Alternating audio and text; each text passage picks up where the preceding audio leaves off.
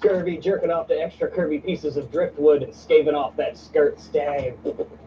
Scaving. Sea rats. There's always sea rats. It's Pirate Adventures on WebDM.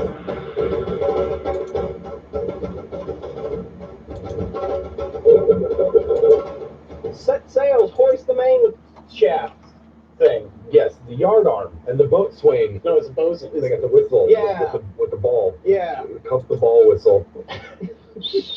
Talking about pirate campaigns, right? This is a subject that has popped up. Yes. People want to know. They want to know how to sail the ships. They want to know how to sail the ships. They're interested in pirates. Pirates are they're a thing. Yes. They are. They are. Oh God, we can't do that. No, we did it. No, it's already done. We did. Because we're pirates and we don't care. Because that's part of being a pirate, right? You live in your own life. It is part of being a pirate. When I think of pirates, of course, there's the Age of Sail, post-war Spanish succession, sort of like the prolificity of pirates in the. Of course, everybody knows that. Everybody knows that. The Pirates of the Caribbean pirates, right?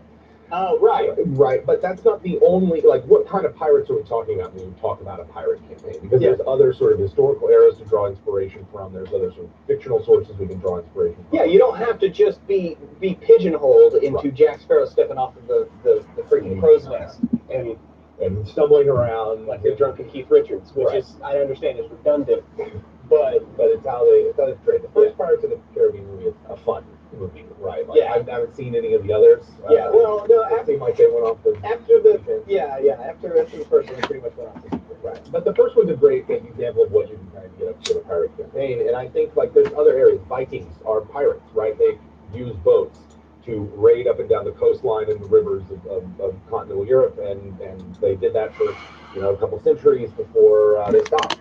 Right, there are stories of Japanese pirates raiding the Chinese and Korean coastlines. There's but where there is maritime trade, there is piracy, and so you have a wealth of historical references to draw from. Right? It doesn't have to all be feathered hats and swashbuckling on the high seas. It can be something different. If you're looking for a nautical type campaign that features piracy and that kind of like lawlessness, it's something you do. So I think like finding your source of inspiration is going to be good. I think probably for most people they are thinking of the Age of Sail, pistols and cutlasses and all that kind of walking stuff. the plank, walking the plank, eye patches and parrots. Right, and visiting Tortuga, and we love video games on here on WebDM. We blow the hell out of them.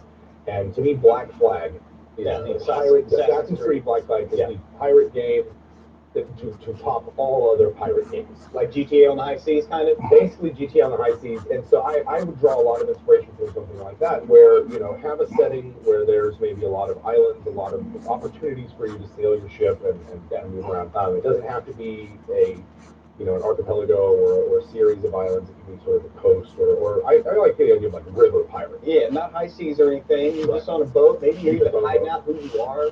You're not constantly trying to deceive people. I mean, you're doing that as a pirate anyway. Take something like a river system like the Amazon or something like that, and design your setting where that's kind of the thing, and you can transport it to maybe a different, different terrain, different environment, but something like that extensive, that big. Yes, an insanely wide river, a lot of tributaries coming in, a lot of curves, lots of places to hide, and lots of places to stash your landing craft and get on board. So the pirate campaign that I'm thinking of, it has several sort of defining features of it, and you can replace the cultural kind of trappings of them if you want, but they always feature a ship of some kind, right? It's not a pirate campaign without a ship. Yeah. Whether that's a long ship. I was gonna say, where do you start your if you're the DM, where do you start your party out? Do they have just like a long ship? They got like a 15-foot long ship that can barely hold 4 people, and that's where they start?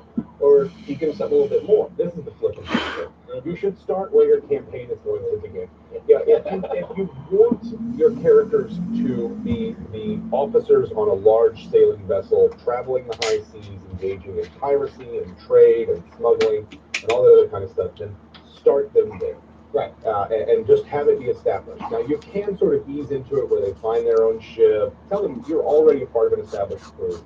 You already have a ship. Then creating the ship and creating the crew becomes a part of the character creation process, and they have a stake in it from the very beginning. Yeah. Or you can do sort of the opposite, where very early on in the campaign or something, you acquire a ship, they steal a ship, something, and maybe that's the way that they get their vessel, and then they have to build up their crew. Yeah, that sounds familiar. Yes, does sound familiar.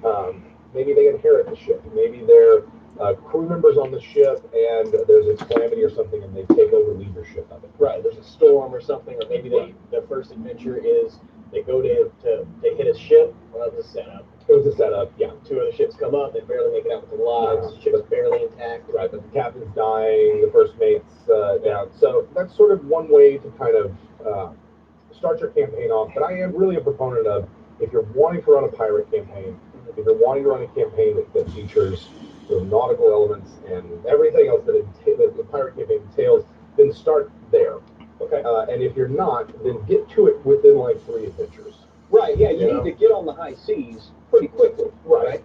So once you are on the high seas, though, what do the high seas before for intrepid adventurers? There's a lot of adventure to have out there, and I think that this is where I love Black Flag, just because there is so much inspiration you can draw just from this one source. But there's also a ton of other stuff. There's movies and other video games, and of course, just historical examples. Well, to me, the big one that I think of is like, it obviously features a ship and sailing, and those are central elements to it. But most adventures are going to feature the characters on the ship, or maybe the occasional where they get off and go on a landing party or shore leave or something. But the ship is sort of central to the campaign, and therefore, what are the kinds of things that you do on the ship? There's a lot of potential for NPC interactions and sort of role playing the daily life of the PCs on the ship and their crew members, whether the PCs are in charge, whether they have a captain that's an NPC, and just kind of like what's life like on the ship does present an opportunity to build up these sort of rich connections between the NPCs and the party members, as you sort of described, sailing from place to place, or for more like action-oriented stuff, things that are more active and engaging, and there's a whole host of stuff. You can hunt all of the various sea monsters that are in the monster manual. Yeah, you gotta eat, right? You gotta eat. And I mean, a lot of the sea monsters are very, very high-level dragon turtles, kraken, and things like that. But they don't have to be. You can create lower level versions of those things. You can use sort of the monsters like giant octopi and sharks and things like that as a basis for it. There's almost like mermaids and tritons and marrow and aquatic trolls and aquatic elves and sea devils. So, Rapakwa, I think it's the other fish person. They're not in the 5th edition manual. You have to go find them. I vaguely remember that. There's all of these aquatic Dungeons and Dragons monsters and NPC races that you could feature in a campaign. So let's say your pirate campaign, you're sort of like freebooters and privateers, and you're not quite pirates, but you're not quite the good guys. Your typical sort of trade between various settlements and maybe the occasional piracy, but also there's like this relationship with the underwater races that live around there. And you add that extra depth by adding in all of the stuff from the monster manual. Plus, you open up the door for underwater adventures. And who doesn't love that, right? And who doesn't love that? And the occasional, like, hey guys, we got to go visit the Triton City down below, and we're anchored right above it. Yeah. And then everybody gets their water breathing cast on them. Yeah, Dawson over here is going to cast water breathing on everybody. Right. Take 2 minutes, we'll get it done. And then you dive down, and you can, I don't know, like, now's the opportunity to play all of those class features, the swashbucklers, and the mariner fighting style, and the sailor background, storm sorcerers, and sea sorcerers, and druids that are turning into various aquatic animals to swim through the ocean. All of these things that having a nautical themed campaign, which we're just kind of generically calling a pirate campaign, that you get, that's exploring unknown islands and the different kinds of ruins and whatever it is that you find there. Raiding settlements, engaging in active piracy, smuggling was another great one. I just think that there's a whole wealth of opportunity to feature different elements of the campaign. And it also lends itself well to episodic play. Yeah, right. Let's say you're with a group that can't meet very often, or you play with a large group and they always can't all be there, and so sometimes 3 or 4 different people are there. But having a campaign where you're all part of a ship crew, means that, okay, not everybody made it this week. Well, the away party consists of those who moved through trip, and you guys are on a dinghy, and you can mix and match who you want. You don't need a through storyline. I mean, you might have an overarching plot line, but it was Spelljammer, but still you're on a boat. right? I mean, Like, that's what I tried to do with y'all, was try to keep it as episodic as possible, so 10 stories. those are just sort of like the elements that you throw out there. There's also like the natural environment becomes a big part of Yeah, the storms aren't fun on a ship. Storms are not fun on a ship. Rogue waves, typhoons, hurricanes, squalls, storms, riptides. I mean, there's all these sorts of hazards and environmental factors that you can throw in. And so, like surviving a hurricane, playing that encounter out, having to deal with the wind and the rain and the waves, and making sure that your ship doesn't get too damaged. And those are all skill rolls and clever use of spells. Those physical characters with high dexterities and high strengths are going to shine in those situations. They're climbing, they're swinging, they're tying things down, they're rescuing fallen crew members who've gone underwater. Yeah, that happens. That's when you really don't want that ship you're druid. Right. You know, out there and become an octopus and wrap them up, hang them, bring them on back. What are the different races of a Dungeons and Dragons world look like when they engage each other in high seas? Or what do orcs look like on high seas? What are elves, of course? Same dragonborn out on high seas. Right, same dragonborn. I mean, so having to deal with a dragon while you're on the ship would be another very difficult thing. Well, there's not a lot of places to hide, right? There's not a lot of places to hide. You're really kind of a sitting duck. You mentioned earlier about crew makeup. Right. Okay. How much should a DM take into account the crew makeup in the beginning? That there's a captain, how would the players feel about that? You know what I mean? Like, is that a possibility for conflict? I think it's certainly a possibility for conflict. I've run into a lot of players, and I read about a lot of players who don't like that kind of hierarchical structure within the party itself. They don't like having one party member being in charge of them or feeling like they're in charge. Right. So there are some options. You can go into a deep dive and be like, all right, I'm going to research actual officers on board a ship of the line and whatever, and like what were their ranks. Well, you might have a crew of 230 something officers, and or you could just go for the feel of a gimmick. So think of like the pirate crew that sort of spring up behind. They're usually a captain and a first mate, and then just the crew. Right. So maybe that the captain is an NPC that is jointly controlled by everyone in the party.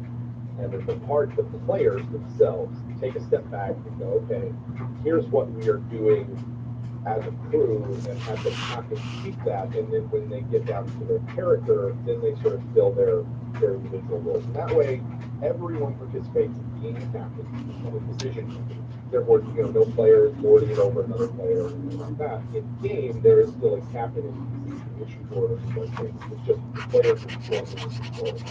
That's one issue. You could have sort of a situation like we did in Smoker. Okay, an explosion. We were all captains. I know that Emma will contest that she was the captain. From the beginning, I'm the captain, right? But we make decisions by consensus. And she was more pilot than the captain. Yeah, just because you're on the wheel doesn't make you captain, right? But I know she will vigorously and aggressively contest to that. I think that's one way too. By consensus amongst the party members, in character, this is what we're doing. That can't work. Don't let that get I think the other way is to just accept that, yes, this character that's next to me, played by my fellow player, might be the captain. That's okay. Like, if you particularly trust them when you're playing with, you don't think they're going to screw you over. I mean, so much of Dungeons and Dragons, are you playing with a random group of people at a local game store online somewhere versus friends you've known for years? Your experience is obviously going to be different no matter what kind of game you're in. So some things to consider for the roles for your crew. Obviously, the captain is one. How you handle that is going to be idiosyncratic at the individual table. But first mate is another sort of like the second in command. My number one. Yeah. Right.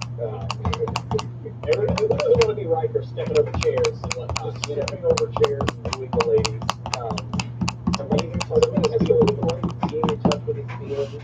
Yeah. Quartermaster, someone who's running supplies. Yeah, they're an important person. Everyone's got to do deals when you get into port. You got to go in and you got to wheel and deal. They got to work with the dock master and get their paper signed and deal and all of those kind of stuff. There's real opportunities for bribery, for deception, or a non-combat sort of charismatic focused character to be a quartermaster.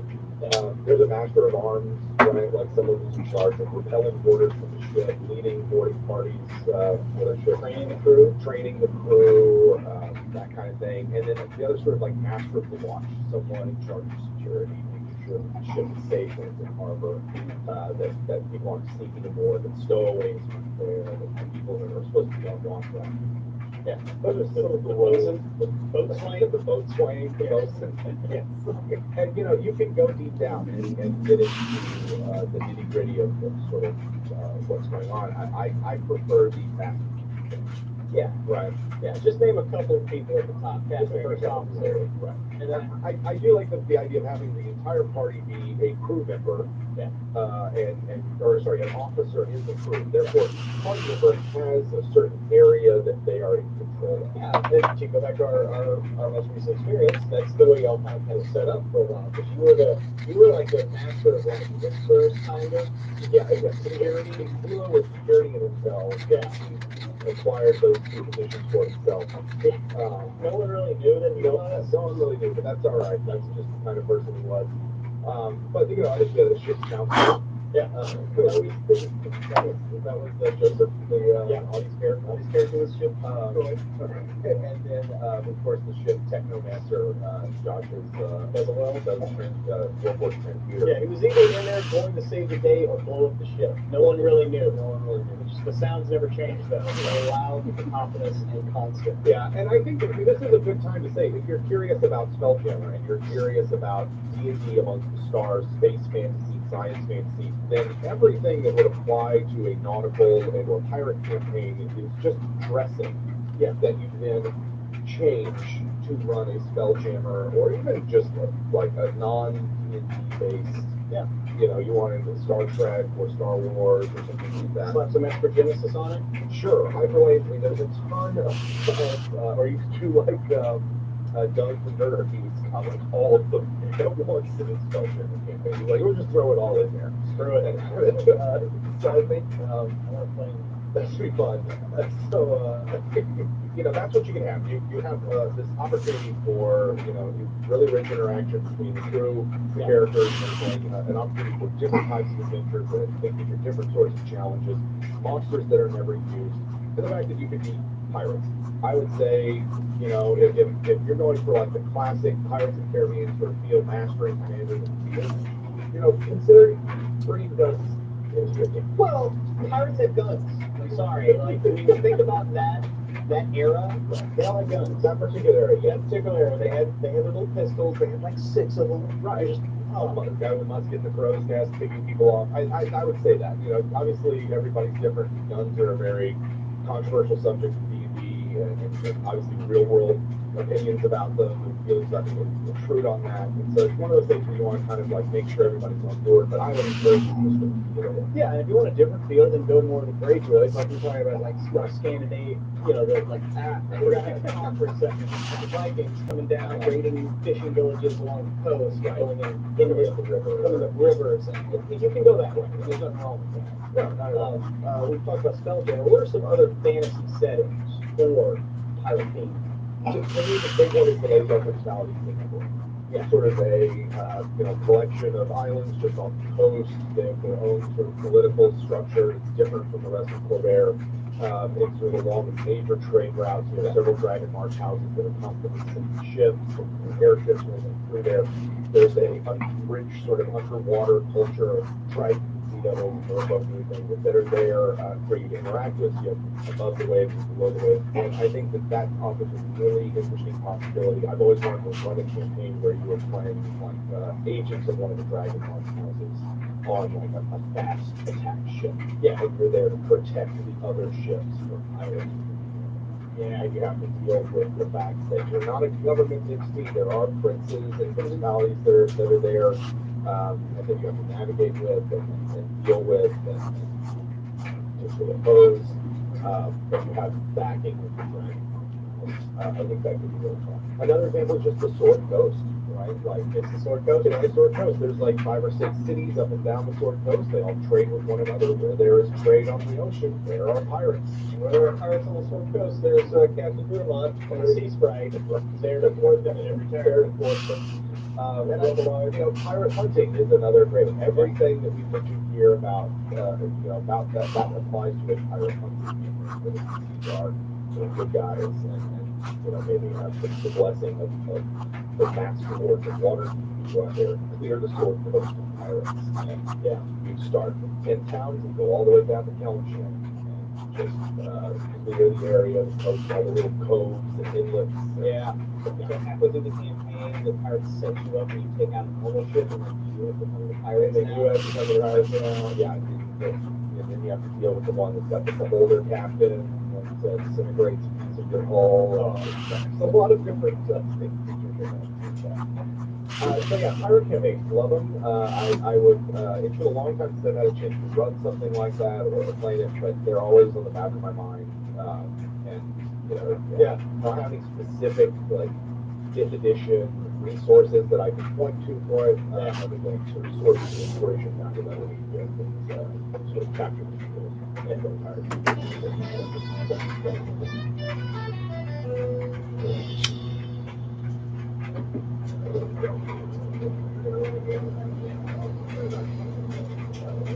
Right. So, giving it a big show. Now, this being the biggest convention I've ever gave at, I'm used to much smaller conventions. Yeah. In the 100 or so people range. I think probably the biggest one is that you have a limited amount of time. You're gaming with people you don't really know really well, so you want to like cut down on all those things that you might otherwise do in a home game. Like bring friendship, be ready to keep things moving at a faster pace than maybe you're used to. Yeah. And Cut down on the dick jokes. right. Or not. You got to work towards that. Know your audience. Is more, I guess, is more. Know your audience. So I don't know. I think that gaming at a convention is a great way to game with a lot of people you don't otherwise get a chance to play with. You can play games that you don't usually get to. Yeah. My favorite thing to do at a convention is like this, like play a game that I don't know real well. Right. Just to get a taste for it. What game would you want? What would you want to play here? I mean, if this were a dedicated tabletop convention, not just like the big hits, I'd want to play something like Bleeds in the Dark. Yeah. That'd be one. There's some others maybe. Wouldn't mind trying out something like Seven Seas or something like that. I've already played those before. Right. We're gonna try to get a game going here in a couple hours. Yeah. What do you bring to the table, Jim Davis, with your game? I think I'm gonna run a continuation of the Rival Sim game that told from the perspective of it's not told, but like the players take on the role as like agents of the hack. And so we're gonna play a little something like that, trying to resurrect her warrior son in order to visit retribution upon the party and their allies. So, yeah, because they've been putting a thumb in the eye of her plans, even though we didn't really do much to hurt her. Not her, but you didn't ruin her plans that were 13 years in the making. I mean, that's got to burn a little bit, right? Yeah. Anybody doing anything for a baker's dozen a year, Right. But she's got, backup plans and contingencies. And that's what we're going to play through in this one. So we're playing the backup plan to the backup plan that backs up the backup plan. Basically, yeah. So Outcast will be happy. Yeah. Yeah. And they're not all, it's not like everybody's not evil, right? Like in the pre-gens that I made. But it is so does that mean that they're possible unwitting? No, they know who they work for. They just don't see her as a wicked person. She's more of a, they see her more as a force of nature, or a harsh but fair mistress. Yeah, it's like being mad at, thunderstorms. Right, exactly. I mean, yes, they seem vindictive, but there's no point in being that mad at. Yeah. Hello, YouTube. I'm Prelude. This is Jeff Davis. And on today's Will DM, we're coming in the home stretch of the races, and it's getting to be a bit of a drag on our shooting schedule. So we're going to finish this intro and do a full on Dragonborn. Jim Davis, Dragonborn. Why would you play one? Everybody loves dragon. Everybody loves being able to hold your weapon. Dragons with fingers. Dragonborn. Yeah. Dragons with opposable heads.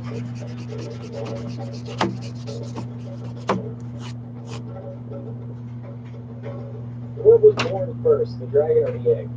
Oh wow. The cosmic serpent the shedding of the scales creates the crystal spheres that hang in the firmament. The first dream of how the serpent has creates the dragon spheres on the which is put off the dramatic dragons and that turns wise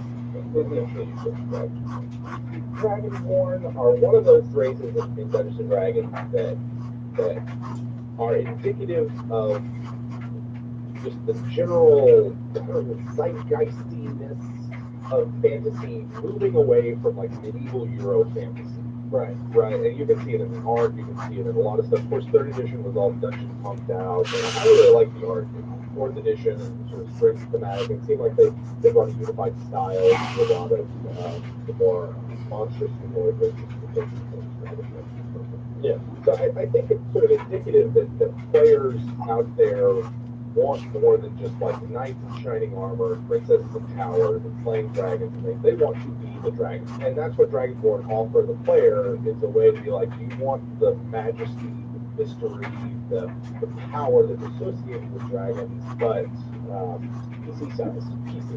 Yes. There's been some other attempts of players playing dragons, right? Like there's the Council of Worms and edition. Oh yeah. And even like the original manual for characters playing dragons. In this case, Dragonborn sort of have their origins in third edition with the races of the dragon, but they really didn't come into their own until fourth edition, when they were offered as sort of a full-fledged, like, here's this race that you can play, a character story. And then the fifth edition kind of follows along with this trend and offers both Dragonborn and Tieflings to a lesser extent as these sort of monstrous character races that you can play to fulfill those different archetypes and niches and offer players the opportunity to play something like an elf or a dwarf.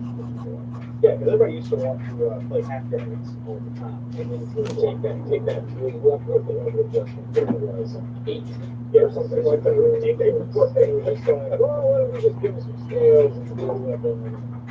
And I do think Dragonborn were an attempt to do that, and a recognition that says, like, yeah, a lot of people do want to play half dragon. They like the idea of a human dragon, but the level adjustment from third edition, which for our viewers who are familiar with third edition, level adjustment was virtual levels that you had to pay off. So if you had one level adjustment, you didn't really start leveling up until you earned enough XP to get to the second level. And you were always like one level behind everybody. Yeah, but like a level adjustment of 8 was pretty severe, and it's going to be a long time before you get that second level if your DM even lets you do it in the first place. Right. Everyone's running on 9th level, and you're still an 8, still a first level character. Yeah, I can see why people would be like, no Dragonborn. And particularly DMs who have a strong theme for their world, or they want to work with a particular genre or something. They're like, yeah, walking dragons, no, thank you. Yeah. But I also am of the opinion that like D&D works best the more craft you throw in it. The more you're just like, yeah, let's just bring it all in, let's mix it all together until it's this giant fantasy stew. That you can just weird stuff mixing in, and maybe you don't need an entire nation of Dragonborn that you shoehorn into your world, but certainly there's room for unique individual in the form of the Dragonborn characters that Going to the PhD. Yeah, it describes Dragonborn as honored, living there. They're all about their groups, their clans, right? How do you envision that? So it's kind of like baseline Dungeons and Dragons is like what you're saying, right? They're sort of a traditional warrior society, very proud, very competitive, with a fierce spirit. They also are strongly connected with the Draconic god, particularly with the Bachman, or sorry, yeah, that's the one, the Bachman. Yeah, we're so good. The Platinum Dragon is what we would call them, in order to avoid in that respect, they leave me a little meh. The base sort of vanilla flavor of the Dragonborn is one of those where I read it and I'm just like, meh. I mean, it works for some. I go with whatever the default is, if it's like Dragonland or Forgotten Realms or something. It's kind of a good time to say that there were kind of similar dragons in Dragonland. They were distinctly enemies. They were sort of like Tassus, the Tiamat of the world, has stolen the metallic dragon's eggs, she corrupts them, converts them out to these humanoid, draconic figures, with the scales of metallic dragons, but allied with these thematic dragons. So they all did something nasty whenever they died. right, the draconians. So they either turn to stone, trapping your weapon in there with them, would explode it, or turn to gas. Or something. They're kind of nasty monsters for low-level parties to have to deal with. Yeah, those hand grenade enemies, you gotta love it. You really kind of love it. You know, that's kind of an antecedent, but not so much as the half dragonborn. But if someone was like, I like the player's handbook flavor for the dragonborn, I'm not gonna say no to that. But I might say in my homebrew world, like it's just you or a small group of your dragonborn. There's not like a whole nation of them out there that are exactly like this character. In this case, you're like yourself, or you're coming from a small community or a city state or something. I'm one of those people where it's like I'll let a player create up to a city state if they want, but above that, that's reserved territory. Yeah, I like them thematically. I love the idea of playing a dragon. I love the idea of playing a dragonborn and tapping into the majesty and all that's in my character. I'm just kind of lukewarm on the base lore that they have for themselves. We talked about it before. I played Prelude, a dragonborn sorcerer, and it was the Predator. And that's how I had their back. Like their whole thing was all about hunting and being part of the natural world. And you were a youngling, whatever they called them. You know, they would like, they're well, they would take you. Blindfold them, take them into the jungle, and you have to find your way home and just drop them off, and they have to come home with like a trophy and you survive the jungle. That was how you were made into the clan to make sure that you were worth something. It's all about the strength of the clan. So, you know, I don't know. I try to spruce it up a little bit. I've played 2 Dragonborn so far in this edition, and one of them I don't think I thought about his background. It's more about the character himself. He was a fiendish warlock. Red Dragonborn.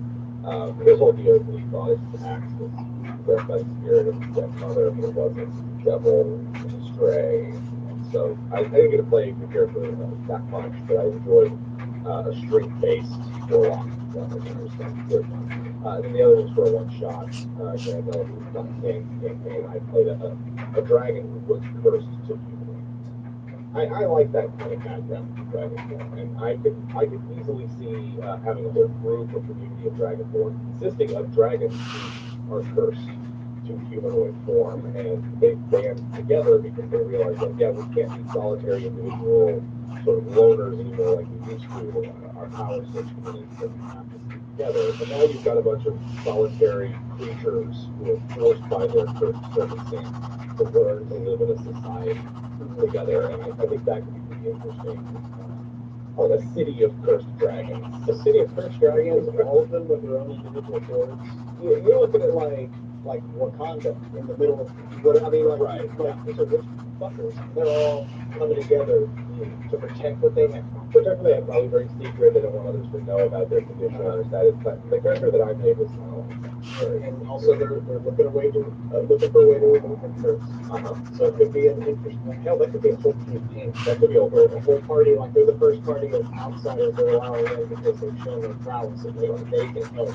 But it's a 13th lawyer kind of thing. Like it has to be someone from outside the clan. Yeah, I went with one of just like my character was like I accept my fallen condition and seeking the most power this fragile vessel can hold. Yeah, in which case that's totally selfish. But there's others that you can think of. I really like, there's a blog out there that I like reading called Tales of the Grotesque of Dungeoness.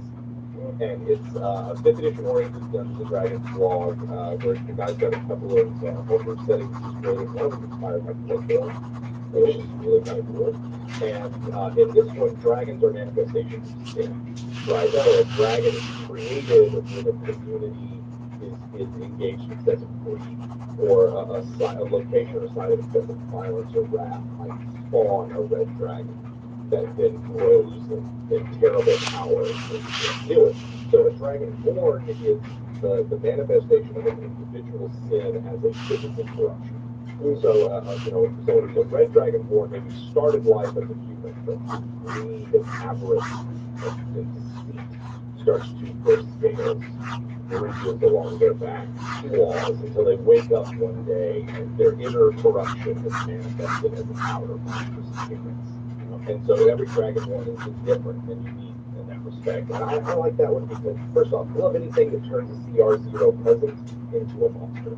Well, yeah, too. And I like the story implications for it because you can have an adventure that deals with sort of some secret shame that a community is trying to cover up, and one of their members has become monstrous. The players then have to deal with it. They take compassion on this individual. And you're in a real bad place, and while you might have done something horrific and might be responsible for many atrocities, what happened to you was protection itself. Yeah. Do we hit, or does the party just go, yeah, you're too, it's too much, you gotta go. Yeah. Kind of force those decisions on the party that belongs to everything. Yeah, when you have the local artist turn into a dragonborn because he keeps doing all of his paintings portrait instead of landscape. You know, is that really worth it? That deception is not enough. Yeah. Is it worth it? I really can't answer that question. Somebody else, someone more qualified. Right. But there's like others, right? Like there's a cursed dragon, sort of like manifestation of sin. What if it's like dragonborn sit at the apex and all the reptiloid races, lizard folk, kobolds, troglodytes, yonties, live in portals? Yeah. Right, like there's all of these reptile humanoids that are in the Dungeons and Dragons world, and what if you took like all the weird lizard people references? Well, shit, I banged that out faster than I thought. Like, those are all true for my D&D. That's it for me. Take care, everybody. They are shapeshifters.